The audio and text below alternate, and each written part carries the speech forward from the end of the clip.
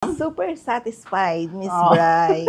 Pakaganda ng resulta. Hindi na mahalata yung white hair ko, yung pinakasumpa. Ganito rin ba yung pinaka-white hair nyo na halos white hair yung sa harap? Tapos yung sa likod naman is salt and pepper pa. So ang ginawa ko dito sa hair ni ma'am guys, na since meron pa siyang black, so sinusundan ko kung saan yung maraming white, tapos yung marami ding black. So ipapantay ko talaga yung pinaka lowlights and highlights niya na kung gaano karami din yung dark, so ganun din kadami yung pinaka yung white hair niya. So isusunod lang talaga natin sa looking natural niya.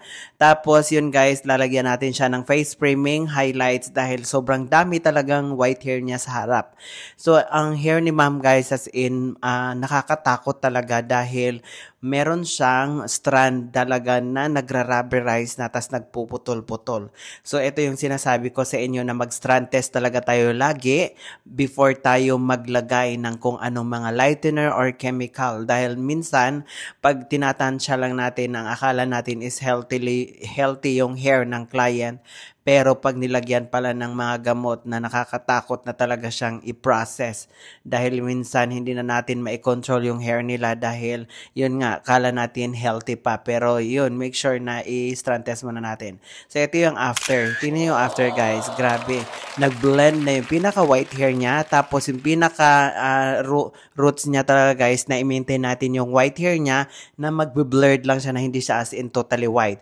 Para pag humaba yung pinaka-regrowth niya, so prepare na yung pagka-blend ng white hair niya. Di ba, tingnan nyo yung pinaka-routing niya guys, as in, nag-blend talaga at nandyan yung white hair sa mismong pinakaharap na nilagyan natin ng face framing. Di ba, napakaganda ng pagka-blend sa white hair niya. So, ito yung pinaka-harap niya guys. Kasi, di ba, napaka-beautiful transformation. Kung mapapansin nyo yung regrowth niya guys, yung pinaka-tuktok niya as in, nandyan pa rin yung white hair, pero hindi siya as in totally tinakpan ng 100% dahil gusto natin ang mangyari is yung magbe-blurred lang yung white hair once na humaba sa pinaka-regrowth niya, kasi talagang mag-blend yung pinaka-white hair niya. So ito guys, talagang grabe yung pinaka-strand niya dahil unti-unti siyang nagra-rubber talaga once nalalagyan na naman ng lightener. So ginawa natin ang paraan para lang talaga makuha na yung gusto ni ma'am na hair color na ganito na meron siyang lowlights and highlights. So, ang lowlights and highlights niya is talagang same size lang para hindi siya as in obvious yung pinaka-highlights na sobrang kapal. And then, hindi rin naman makapal yung pinaka-lowlights and then yung highlights.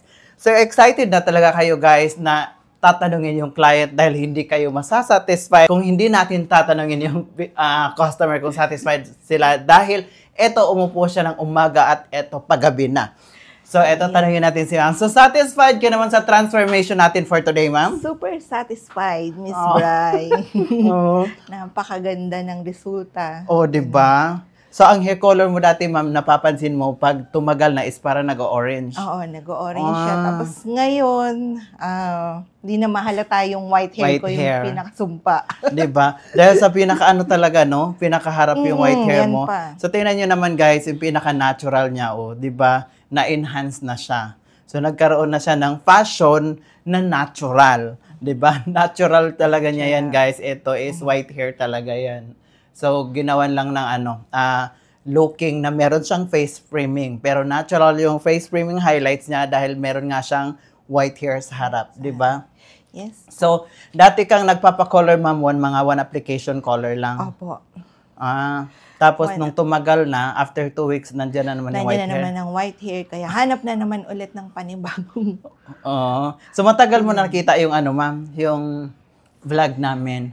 Yes, po November ko last year nakita. So nakita mo yung situation ng hair ng iba na same situation sa hair mo. Kaya super excited akong pumunta dito kanina umaga. Umaga ako nagising.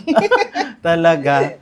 Kasi nga traffic ka, no? So ito guys, tingnan nyo naman, nagawa natin ng paraan kahit talagang risky yung niya, strand sa hair niya, yung natural.